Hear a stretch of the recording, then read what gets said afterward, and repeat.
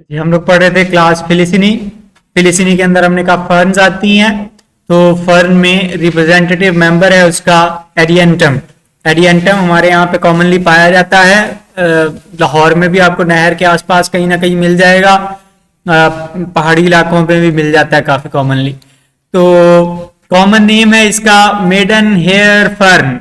किसी खातून के रेशमी स्याह काले बालों जैसी इसकी डंडियां होती हैं, इसलिए इसको मेडन हेयर फर्न कहते हैं। स्मॉल हर्ब है, यानी कि छोटा सा पौधा होता है जिसका प्रॉपर रूट स्टेम और लीव्स होते हैं। अमूमन मॉइस्ट वॉल्स रॉक्स या वाटर स्ट्रीम्स के आसपास पाया जाता है। स्टेम छोटा होता है, साइज में थिक होता है, काफी मोटा सा, और अंडरग्राउंड राइजोम की फॉर्म में स्टेम रहता है, यानी कि स्टेम जमीन से बाहर नहीं निकलता बल्कि जमीन के नीचे फैला हुआ होता है और उसमें से ब्रांचेस निकलती हैं, शाखें निकलती हैं, टहनियां निकलती हैं और उन टहनियों पे पत्ते लगे हुए होते हैं।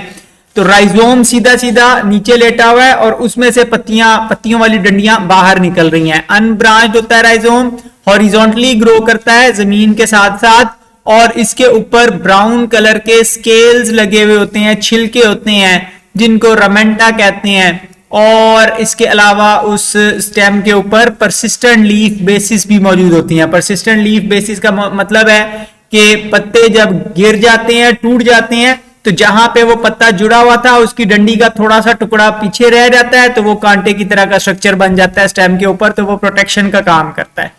तो स्टेम अंडरग्राउंड है, मोस्टली अनब्रांच्ड है, हॉरिजॉन्टली है, और उसमें से बारीक बारीक टहनियां निकलती हैं जिनके ऊपर पत्ते लगते हैं।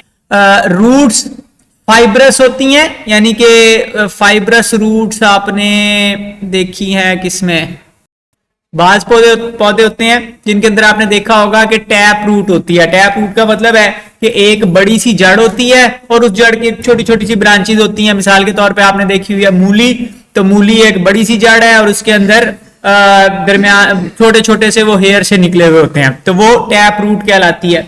उसकी ऑपोजिट फॉर्म रूट की होती है, फाइब्रस रूट उसे कहते हैं। फाइब्रस रूट का मतलब है कि जहां वो जमीन में नीचे जड़ शुरू हुई तो काफी सारी वो हेयर लाइक ब्रांचेस इकट्ठी निकली हुई होती हैं। कोई एक बड़ी मोटी जड़ नहीं होती बल्कि काफी सारी जड़ें बारीक बारीक सी होती हैं, तो उनको हम फाइब्रस रूट्स कहते हैं।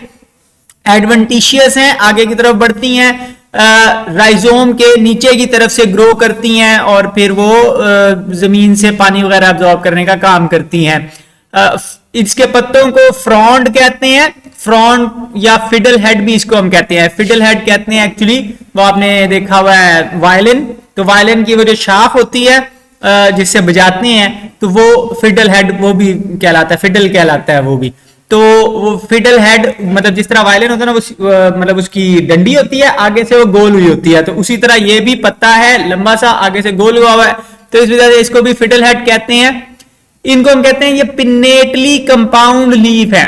पिन्ना कहते हैं कानों को, अब दो कान बाहर को निकले हुए हैं, तो इसी तरह यहाँ पे पत्ते को आप देखें तो एक कान इधर को निकला हुआ है, एक कान इस तरफ को निकला हुआ है, तो ये पिन्ना की तरह कंपाउंड लीफ है। कंपाउंड लीफ का मतलब है एक बड़ा पत्ता कई छोटी छोटी पत्तियों से मिलकर बना है। कॉम या कौन जहां पे आए इसका मतलब है चीजों का मिलना, तो कंपाउंड लीफ ऐसा लीफ जो मल्टीपल पत्तियों से मिलकर बना हुआ है।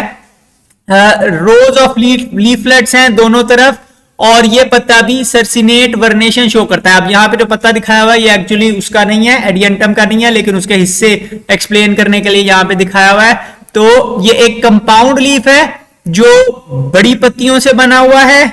ये मतलब एक ये जो पत्ती नजर आ रही है ये बड़ी पत्ती है, और ये बड़ी पत्ती भी फर्दर छोटी पत्तियों से मिलकर बनी हुई है, और ये पूरा जो स्ट्रक्चर है इसको हम एक पत्ता कहेंगे, इस छोटे वाले को एक पत्ता नहीं कहेंगे, ये छोटी पत्ती है।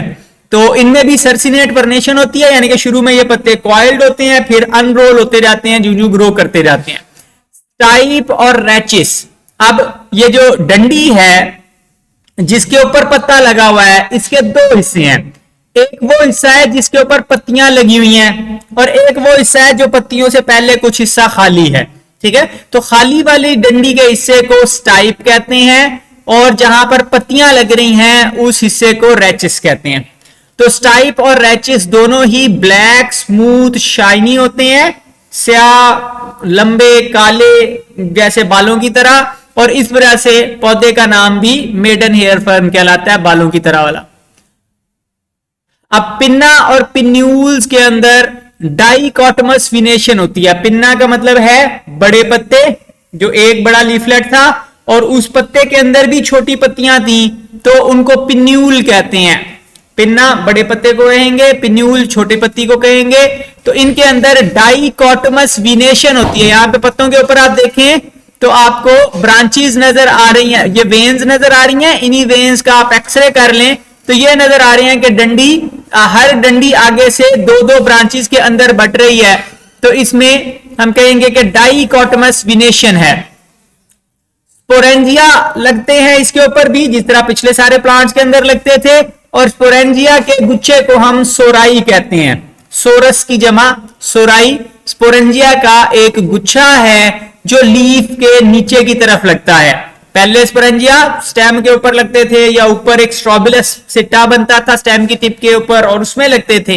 लेकिन अब वो पत्तियों की निचली तरफ लग रहे हैं। और होता क्या है, अब ये देखें तो ये लीफ के नीचे वाली साइड पे ये ब्राउन ब्राउन से कलर के आपको नजर आ रहे हैं। और क्या होता है कि लीफ नीचे की तरफ कर्ल करके और उन स्पोरेंजिया को कवर करने की कोशिश करता है, उनको छुपाने की, प्रोटेक्ट करने की कोशिश करता है। और ये लीफ काट के आपको दिखाया तो देखें तो लीफ इस तरह मुड़ा हुआ है और नीचे की तरफ, अंदर की तरफ उसके अंदर ये स्पोरेंजिया डंडियां हैं, स्पोरेंजियोफोर, और उनके ऊपर स्पोरेंजिया लगे हुए हैं। तो बेंट लीफलेट्स के जरिए से उनको प्रोटेक्शन का बंदोबस्त होता है। और फॉल्स इंड्यूसियम उसके अंदर है। इंड्यूसियम एक प्रोटेक्टिव कवरिंग को कहते हैं, ठीक है। तो फॉल्स इंड्यूसियम है, यानी कि अभी वो मुकम्मल बनी नहीं है, लेकिन लीव्स उसको प्रोटेक्ट करने का उसकी कोशिश कर रहे हैं।